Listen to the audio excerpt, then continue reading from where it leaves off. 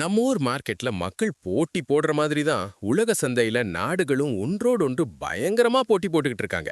வெளிய பார்க்க நட்பு நாடுகளா கை குலுக்கினாலும் உள்ளுக்குள்ள உன்னை விட நான் எப்படி முன்னேறணுங்கிற வேகம் எல்லா நாடுகளுக்கும் இருக்கு. இது வெறும் ஆயுத போட்டி மட்டும் கிடையாது. இது ஒரு கரன்சி வார். இது எப்படி வேலை செய்யுதுன்னு ஒரு சுவாரஸ்யமான உலக சந்தை கதை மூலமா பார்ப்போம். கற்பனை பண்ணிக்கோங்க, ஒரு பெரிய மார்க்கெட். அங்க ஒவ்வொரு நாட்டுக்கும் ஒரு தெரு இருக்கு. இந்தியன் ஸ்ட்ரீட், இங்க மசாலா பொருட்கள், மாம்பழம், பட்டுச் சேலைகள் கிடைக்கும். சைனீஸ் ஸ்ட்ரீட், இங்க சீப்பான எலக்ட்ரானிக்ஸ், ஃபோனு, பொம்மைகள் கிடைக்கும். அமெரிக்கன் ஸ்ட்ரீட், இங்க சாஃப்ட்வேர், விமானங்கள், ஆயுதங்கள் கிடைக்கும். இப்போ ஒரு அமெரிக்கர் இந்த மார்க்கெட்டுக்கு வராரு. இந்தியன் ஸ்ட்ரீட் வழியா போகும்போது இந்திய மாம்பழத்தோட வாசனை அவரை இழுக்குது. ஆஹா, இந்திய மாம்பழம் சாப்பிடணுமேனு ஆசைப்பட்டு ஒரு கடைக்குள்ள போறாரு. கடைக்காரர் சொல்றாரு, எங்க கிட்ட மாம்பழம் வாங்கணும்னா இந்திய ரூபா தான் தரணும், டாலர் செல்லாது. அமெரிக்கர் உடனே தன் டாலரை ரூபாயா மாத்த கரன்சி எக்ஸ்சேஞ்ச் இடத்துக்கு போறாரு.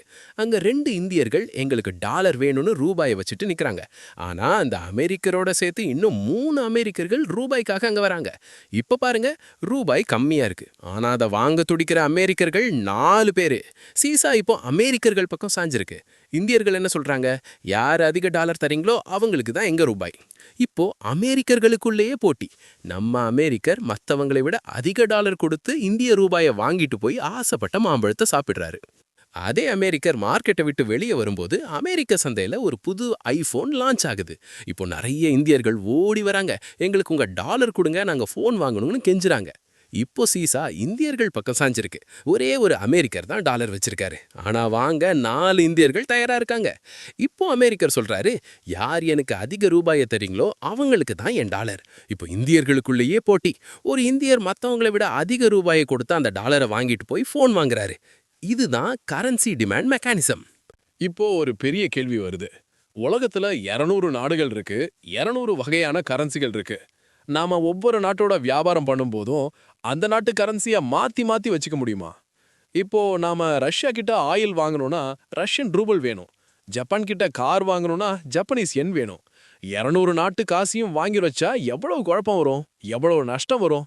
இதனால தான் உலக நாடுகள் எல்லாம் சேர்ந்து ஒரு முடிவுக்கு வந்தாங்க.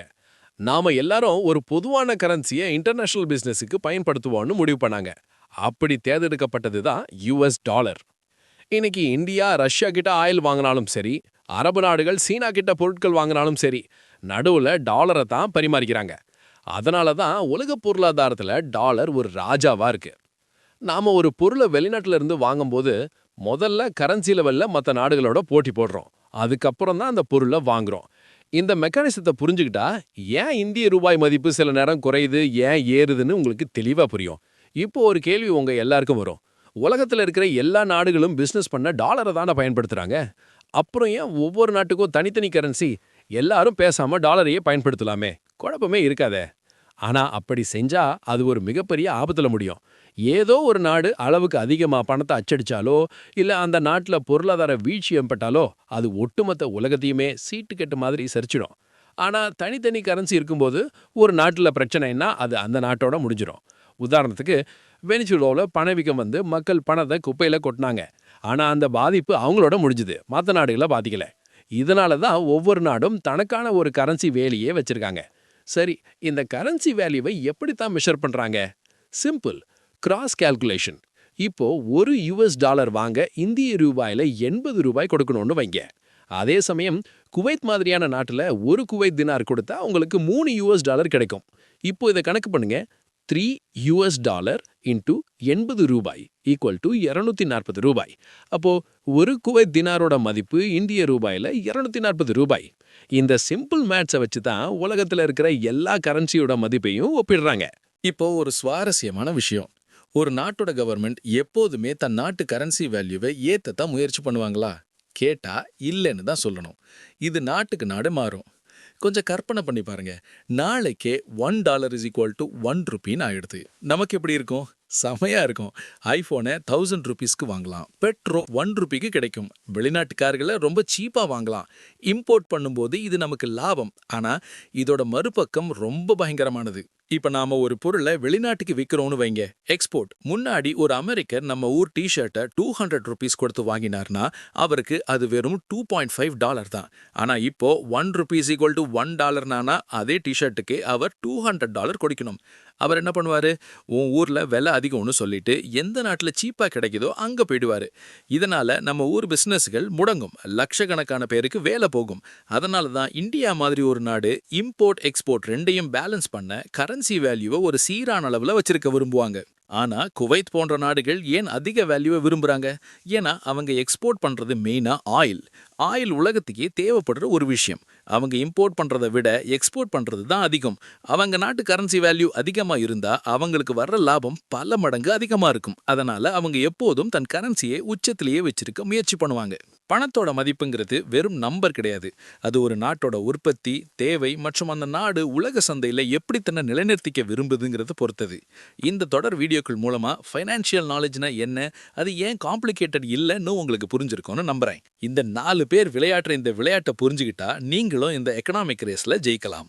இன்னைக்கு இன்டர்நெட்டை துறந்தாலே நமக்கு வர முதல் பயம் இதுதான். இன்ஃப்ளேஷன் அதிகமாயிடுச்சு, விலைவாசி உயருது. போன வருஷத்தை விட இந்த வருஷம் இவ்வளவு பெர்சன்டேஜ் ஏறிடுச்சுன்னு சொல்லி நம்ம கிட்ட ஒரு பீதியை உண்டாக்குவாங்க. ஆனால் இது ஏன் வருது, எப்படி வருது, கவர்மெண்ட் இதை எப்படி கண்ட்ரோல் பண்ணுறாங்கன்னு நமக்கு புரிகிற மாதிரி யாரும் சொல்கிறதில்ல. நானும் ஆரம்பத்தில் இதை தேடி படிக்கும்போது ரொம்ப குழம்பி போனேன். அப்புறம் பல நாள் தேடி படித்து இதை ரொம்ப சிம்பிளிஃபை பண்ணி ஒரு மெக்கானிசத்தை உருவாக்கினேன். இதைத்தான் நான் 3 forces ஆஃப் இன்ஃப்ளேஷன் அப்படின்னு சொல்கிறேன். இதை நீங்கள் புரிஞ்சுக்கிட்டீங்கன்னா விலைவாசி ஏறுறதுக்கு முன்னாடியே நீங்கள் அலர்ட் ஆகிடலாம். வாங்க என்னுடைய அந்த ஸ்பெஷல் டேபிளை பார்ப்போம். விலைவாசி உயருதுன்னா என்ன அர்த்தம்? நாம ஏற்கனவே பார்த்த சீசா மெக்கானிசம் தான். ஒரு பக்கம் பொருள் ரொம்ப கம்மியா இருக்கு, ஆனா இன்னொரு பக்கம் அதை வாங்கறதுக்கு மக்கள் கையில நிறைய காசு இருக்கு. இப்ப போட்டி யாருக்குள்ள? மக்களுக்குள்ள. இதுதான் சான்ஸ்னு செல்லர்ஸ் விலையை ஏற்றுறாங்க. இதுதான் சிம்பிளா இன்ஃப்ளேஷன். இந்த 3 forces ஆஃப் இன்ஃப்ளேஷன் டேபிள் என்னுடைய சொந்த முயற்சி. இது நீங்க உங்க வீடியோக்களில் பயன்படுத்தினீங்கன்னா கண்டிப்பா என்ன மென்ஷன் பண்ணுங்க. ஏன்னா இந்த சிம்பிளிஃபிகேஷனை உருவாக்க நான் நிறைய உழைச்சிருக்கேன். இப்போ ஒரு பொருள் ஏன் கம்மியாகுது? அந்த ஃபோர்ஸ் பின்னாடி இருக்கிற காரணங்களை பார்ப்போம். ஒரு பொருள் சந்தைக்கு வராம குறையறதுக்கு முக்கியமான சில காரணங்கள் இருக்கு. ரா மெட்டீரியல் தட்டுப்பாடு. ஒரு பொருளை தயாரிக்க தேவையான மூலப்பொருட்கள் கிடைக்காம போகலாம். உதாரணத்துக்கு மற்ற நாடுகளில் நடக்கிற போர் காரணமா வர வேண்டிய பொருட்கள் வராம நிக்கலாம். இயற்கை சீற்றங்கள், புயல், வெள்ளம் அல்லது நிலநடுக்கம் காரணமா உற்பத்தி பாதிக்கப்படலாம் அல்லது டிரான்ஸ்போர்ட் தடைப்படலாம். கரன்சி ரேட் கம்மி. முன்னாடி 100 ரூபாய் கொடுத்து வாங்கின ஆயில இப்போ நம்ம கரன்சி மதிப்பு குறைஞ்சதுனால 200 ரூபாய் கொடுத்து வாங்க வேண்டிய சூழல் வரும். இதனால உற்பத்தி செலவு ஏறிடும். டாக்ஸ் மற்றும் டாரிஃப். கவர்மெண்ட் இம்போர்ட் டாக்ஸை ஏற்றினாலோ இல்லை பிஸ்னஸ் மேலே அதிக கட்டுப்பாடுகள் விதிச்சாலோ அவங்களால லாபகரமாக தொழில் செய்ய முடியாமல் உற்பத்தி குறையும். உற்பத்தி செய்கிறவங்க ஏன் விலையை ஏற்றுறாங்க? அவங்களுக்கு சில நெருக்கடிகள் வருது. சம்பளம் இன்க்ரிமெண்ட். அங்கே வேலை செய்கிற ஒர்க்கர்ஸ் விலைவாசி ஏறுதுன்னு அதிக சம்பளம் கேட்கும்போது அந்த செலவை சமாளிக்க ஓனர் பொருளோட விலையை ஏற்றுறாரு. பேங்க் லோன் சிக்கல். பிஸ்னஸை டெவலப் பண்ண லோன் கிடைக்காம போகிறது அல்லது லோனுக்கான இன்ட்ரெஸ்ட் ரேட் ரொம்ப அதிகமாக இருக்கிறது. வட்டியை கட்டவே அவங்க விலையை ஏற்ற வேண்டிய கட்டாயம் வருது. மோனோபலி. நம்ம பெயிண்டிங் சந்தையில் பார்த்தது போல அந்த பொருளை தயாரிக்க உலகத்திலேயே ஒருத்தர் தான் இருக்காருன்னா அவர் வேணும்னே உற்பத்தியை கம்மி பண்ணி டிமாண்டை உருவாக்கி விலையை தன் இஷ்டத்துக்கு ஏற்றுவாரு. பொருளை விற்பவங்க நாளுக்கு நாள் பொருளோட விலை ஏறிக்கிட்டே இருக்கு. நாளைக்கு என்ன வேலை வைக்கணும்னு தெரியாதுன்னு அவங்களும் பயத்தில் அவங்களுக்கு தோன்ற ரேட்டை வைப்பாங்க. அடுத்ததா அதிக மக்கள் போட்டி போடுறாங்க. இதுதான் ஒரு நல்ல சான்ஸ் அப்படின்னு சொல்லி பொருளோட விலையை முடிஞ்ச அளவு ஏற்றுவாங்க. பொருட்கள் கம்மியாக இருக்கிறது ஒரு பக்கம்னா மக்கள் கையில் அளவுக்கு அதிகமாக பணம் புழங்குறது இன்னொரு பக்கம்.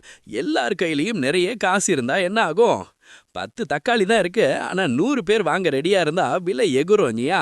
இதுதான் இன்ஃப்ளேஷனோட 3வது ஃபோர்ஸ். இந்த 3 ஃபோர்ஸ்களையும் நீங்க கவனிச்சாலே போதும். எங்கேயாவது போர் நடக்குதா, ரா மெட்டீரியல் விலை ஏறுதா, பேங்க் வட்டி விகிதம் மாறுதா, இதையெல்லாம் வச்சு இன்னும் சில மாசத்துல விலைவாசி ஏறுமா இல்லையான்னு நீங்களே சொல்லிடலாம். இப்போ ஏன் நம்ம கையில பணம் அதிகமா புழங்குது, அதனால எப்படி விலைவாசி ஏறுதுன்னு பார்ப்போம். மக்கள் கையில அதிக பணம் இருந்தா சந்தோஷம்தானேன்னு நீங்க நினைக்கலாம். ஆனா அந்த பணம் ஒரு மெக்கானிசம் இல்லாம உள்ள வரும்போது தான் அது இன்ஃப்ளேஷன்கிற அரக்கனா மாறுது. மக்கள் கையில 4 முக்கியமான காரணங்களால அதிக பணம் புழங்குது. கவர்மெண்ட் செய்யும் தவறு. எந்த பிளானும் இல்லாம அதிகப்படியான பணத்தை பிரிண்ட் பண்ணி இலவச திட்டங்கள், ஃப்ரீ ஸ்கீம்ஸ் மற்றும் சப்சிடிகளை வாரி வழங்கும்போது மக்கள் கையில பணம் அதிகமாகும். ஈஸியான பேங்க் லோன். பேங்க்ல போய் கேட்ட உடனே பர்சனல் லோன் கிடைக்குதுன்னு வைங்க, அதுவும் கம்மி இன்ட்ரெஸ்ட் ரேட்ல. எல்லார் கையிலயும் பணம் இருக்கும், எல்லாரும் பொருட்களை வாங்க ஓடுவாங்க. கள்ள நோட்டு, ஃபேக் மணி. முறையான ட்ராக்கிங் இல்லாம கள்ள நோட்டுகள் புழக்கத்துல வந்தாலும் பணத்தோட வேல்யூ குறைஞ்சிடும். வெளிநாட்டு இன்வெஸ்ட்மெண்ட். வெளிநாட்டு நிறுவனங்கள் கோடி கணக்கில் நம்ம நாட்டில் இன்வெஸ்ட் பண்ணும்போது புது பணம் சிஸ்டத்துக்குள்ள வருது. இது பிஸ்னஸ்க்கு நல்லதுனாலும் பணப்பழக்கத்தை திடீர்னு ஏற்றிடும். பொருள் கம்மியாக இருக்கு, பணம் அதிகமாக இருக்கு. இப்போ மக்கள் ஏன் போட்டி போடுறாங்க? Income increase. நம்ம சம்பளம் அதிகமான உடனே அதை வாங்கலாம் இதை வாங்கலான்னு ஆசை வரும். ஆனால் உற்பத்தி கம்மியாக இருந்தால் விலை ஏறிடும். மக்கள் தொகை, பாப்புலேஷன், சீசா மெக்கானிசம் தான். பொருளை விட அதை வாங்க துடிக்கிற ஆட்கள் அதிகமாக இருந்தால் விலைவாசி எகிரும். நம்பிக்கை, பிலீஃப். நாளைக்கு தங்கத்தோட விலை ஏறிடும்னு ஒரு நம்பிக்கை வந்தா இன்னைக்கே எல்லாரும் போட்டி போட்டு வாங்குவாங்க. பயம், ஃபியர். இதுதான் ரொம்ப முக்கியமானது. விலை ஏறிட்டே போகுது, கையில் இருக்கிற காசு பேப்பர் ஆகிடுமோங்கிற பயத்தில் மக்கள் அவசியம் இல்லாத பொருட்களை கூட போட்டி போட்டு வாங்குவாங்க. டாக்ஸ் குறைவு. கவர்மெண்ட் டாக்ஸை குறைச்சா விலை கம்மி தானேன்னு மக்கள் அதிகமாக ஆர்வம் காட்டுவாங்க. இப்போ முக்கியமான இடத்துக்கு வருவோம். 10% அல்லது 20% இன்ஃப்ளேஷன் வந்தால் உங்கள் வாழ்க்கை எப்படி மாறும்? முன்னாடி 20,000 ரூபாயில் ஓட்டுன அதே வாழ்க்கையை ஓட்ட இப்போ உங்களுக்கு 50,000 ரூபாய் தேவைப்படும். ஆனால் உங்கள் சம்பளம் அந்த அளவுக்கு உயர்ந்திருக்காது. இதனால் என்ன நடக்கும் தெரியுமா? Low quality life. காசு கம்மியாக இருக்கிறதுனால தரமான காய்கறி, பழங்களை வாங்க முடியாமல் லோ குவாலிட்டி உணவுகளை நீங்கள் சாப்பிட ஆரம்பிப்பீங்க. நீங்கள் அன்ஹெல்தின்னு தெரிஞ்சே வேற வழி இல்லாமல் வாங்குவீங்க. லைஃப் ஈவெண்ட்ஸ் தள்ளி போகும். ஒரு கல்யாணமோ இல்லை விசேஷமோ பண்ணணும்னா விலைவாசி உயர்வுனால அதை தள்ளி போட்டுகிட்டே இருப்பீங்க. காசு வந்தால் பண்ணலாம்னு உங்கள் மகிழ்ச்சியை ஒத்தி வைப்பீங்க. Medical emergency. இதுதான் ரொம்ப கொடுமை. ஒரு ஆப்ரேஷனுக்கு 5 லட்சம் ஆகும்னு சேர்த்து வச்சுருப்பீங்க. ஆனால் இன்ஃப்ளேஷனால் அது 8 லட்சமாக மாறி இருக்கும். அந்த 3 லட்சத்துக்காக நீங்கள் மெடிக்கல் ட்ரீட்மெண்ட்டை தள்ளி போடும்போது ஒரு உயிரையே இழக்க வேண்டிய சூழல் கூட வரலாம். குடும்பத்தோட தேவையை பூர்த்தி செய்ய நீங்கள் இப்போ பகலாக உழைக்க வேண்டியிருக்கும். பார்ட் டைம் ஜாப், ஓவர் டைம்னு ஓடிக்கிட்டே இருப்பீங்க. உங்களின்னு ஒரு நேரம் இருக்காரு, நிம்மதி இருக்காரு. வாழ்க்கை முழுக்க ஓடுற மாதிரி ஒரு மென்டல் டார்ச்சர் ஆரம்பிக்கும். முன்னாடி இருந்த வாழ்க்கை இப்போ நரகமாக தெரிய ஆரம்பிக்கும். கடைசியில் பொறுமை இழந்த மக்கள் வெனிசுவேலாவில் நடந்த மாதிரி ரோட்டில் இறங்கி போராட ஆரம்பிப்பாங்க. விலைவாசி உயர்வு உச்சத்தை தொடும்போது மக்கள் பயத்தில் இருப்பாங்க. மொத்த பொருளாதாரமும் ஸ்ட்ரக் ஆகி நின்றுடும். அப்போ இந்த குழப்பம் மக்கள்கிட்ட மட்டும் இல்லாமல் மொத்த எக்கானமியும் குழப்பத்திலேயே பயத்திலையும் இருப்பாங்க. இது உள்நாட்டு மட்டும் இல்லாமல் நாடுகளுக்கு இடைப்பட்ட போட்டியிலையும் நம்ம நாட்டை முன்னேற விடாமல் இன்ஃப்ளேஷன் தடுக்கும். அதனால் கவர்மெண்ட் ஒரு ஹீரோ மாதிரி உள்ளே வந்து ஆக்ஷன் எடுக்க வேண்டிய கட்டாயம் வரும். அவங்க அந்த 3 ஃபோர்ஸஸ் ஆஃப் இன்ஃப்ளேஷன் டேபிளை வச்சுக்கிட்டு ஒவ்வொரு இடமா சரி செய்ய ஆரம்பிப்பாங்க. ஆனால் கவர்மெண்ட்டால் கூட ஒரு விஷயத்தை கட்டுப்படுத்தவே முடியாது. அது என்ன தெரியுமா? கடைசியில் சொல்கிறேன். பொருள் கம்மியாக இருக்கிறது தான் முதல் பிரச்சனை. இதை சரி செய்ய கவர்மெண்ட் என்ன பண்ணுவாங்க? ரா மெட்டீரியல் சிக்கல். வெளிநாட்டு தலைவர்களுடன் பேசி டேக்ஸ் மற்றும் டாரிஃபை குறைக்க சொல்லுவாங்க. இயற்கை சீற்றம்னா உடனே பாதையை சரி செஞ்சு பொருட்களை ஃபேக்ட்ரிக்கு கொண்டு வருவாங்க. Business support. பிஸ்னஸ் பண்ணுறவங்களுக்கு இருக்கிற டேக்ஸை குறைப்பாங்க. பேங்க்ல பேசி கம்மி வட்டியில் லோன் கொடுங்கன்னு பிஸ்னஸ் மேன்களை ஊக்குவிப்பாங்க. போட்டியை உருவாக்குதல். ஒரே ஒருத்தர் மட்டும் ராஜாவா இருக்கிற இடத்துல மோனோபொலியில் புது பிஸ்னஸ்களை வரவழைக்க புது ஸ்கீம்களை கொண்டு வருவாங்க. போட்டி அதிகமாச்சுன்னா விலை தானாவே குறையும்.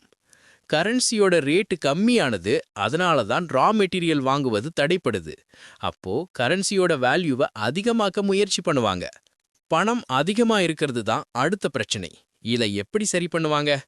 பணம் அச்சடிப்பதை நிறுத்துதல். கொஞ்ச நாளைக்கு புதுசா பணம் பிரிண்ட் பண்றதை ஸ்டாப் பண்ணுவாங்க.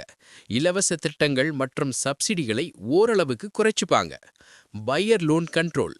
நம்மள மாதிரி மக்கள் லோன் வாங்கி பொருள் வாங்குறத குறைக்க லோன் வட்டி விகிதத்தை ஏத்துவாங்க. கள்ள நோட்டு ஒழிப்பு. பல புதிய ரூல்ஸ்களை கொண்டு வருவாங்க. இப்போ முக்கியமான இடத்துக்கு வருவோம். பொருளை தயாரிக்கிறவங்க சைடும் பணம் அச்சடிக்கிற சைடும் கவர்மெண்ட் கண்ட்ரோல் பண்ணிடும். ஆனா பையர் சைடில் இருக்கிற உங்களை அவங்களால ஒன்றும் பண்ண முடியாது. நம்மளை இன்கம் குறைக்க சொல்ல முடியாது. நம்ம பயத்தை, ஆசையை நிறுத்த முடியாது.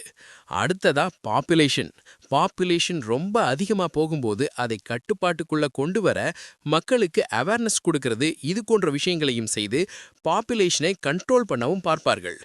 பையர் சைடில் டாக்ஸ் கம்மியாக இருக்கு, அதனால தான் அதிக பேர் ரேட் கம்மியாக இருக்குன்னு வாங்க வராங்க. அப்போ டாக்ஸை இன்க்ரீஸ் பண்ணுவாங்க. பொதுவா எல்லாரும் பணம் அதிகமா பிரிண்ட் ஆகிறது தான் இன்ஃப்ளேஷனுக்கு காரணம்னு சொல்றாங்க. ஆனா நிஜமான காரணம் நாம தான். பொருள் கம்மியா இருக்கோ இல்லையோ, நாம விலை ஏறிடுமோன்னு பயந்து போய் போட்டி போட்டு வாங்குறோம் பாத்தீங்களா? அந்த பேனிக் பையிங் பிஹேவியர் தான் இன்ஃப்ளேஷனை ஒரு பயங்கரமான நிலைக்கு கொண்டு போகுது. பணம் மட்டும் காரணம் இல்லை, நம்ம பயமும் ஒரு முக்கிய காரணம். இன்ஃப்ளேஷன் வரப்போகுதுன்னு நீங்க முன்கூட்டியே எப்படி கண்டுபிடிக்கலாம்? ஷேர் மார்க்கெட் மற்றும் கோல்ட் ரேட் திடீர்னு கண்டினியூஸா ஏறிட்டே இருந்தா கவனிங்க. கவர்மெண்ட் அளவுக்கு அதிகமா இலவச திட்டங்களையும் இன்ஃப்ராஸ்ட்ரக்சர்களையும் செஞ்சா அலர்ட் ஆயிடுங்க. நீங்க வழக்கமா வாங்குற பொருட்களோட விலை 3லிருந்து 6 மாசத்துக்குள்ளேயே வேகமா ஏறுதுன்னா இன்ஃப்ளேஷன் பேய் பக்கத்துல வந்துருச்சுன்னு அர்த்தம். இப்போ நீங்க என்ன பண்ணணும்? உங்க வீட்ல நடக்க வேண்டிய கல்யாணம், மெடிக்கல் செக்கப்னு முக்கியமான விஷயங்களை முன்கூட்டியே பிளான் பண்ணி முடிச்சிடுங்க. ஏன்னா நாளைக்கு அதே காசுக்கு அந்த வேலையை செய்ய முடியாது. இன்ஃப்ளேஷன் நேரத்துல உங்க கையில இருக்கிற பணத்தோட மதிப்பு நாளுக்கு நாள் குறையும். கையில வெறும் பேப்பரா பணத்தை வச்சிட்டு இருக்காதீங்க. உங்களுக்கு தேவையான அளவு மட்டும் கேஷ் வச்சுக்கிட்டு மிச்ச பணத்தை தெளிவா சிந்திச்சு ஒரு பொருளாகவோ அல்லது நல்ல இன்வெஸ்ட்மெண்ட் ஆகவோ மாத்திடுங்க. ஏன்னா பணத்தோட மதிப்பு குறையும் போது அது வெறும் காகினம் கிடையாது, அது நீங்க பல வருஷம் கஷ்டப்பட்டு சிந்தின வேற வழி. உங்க உழைப்பை காப்பாத்திக்கோங்க.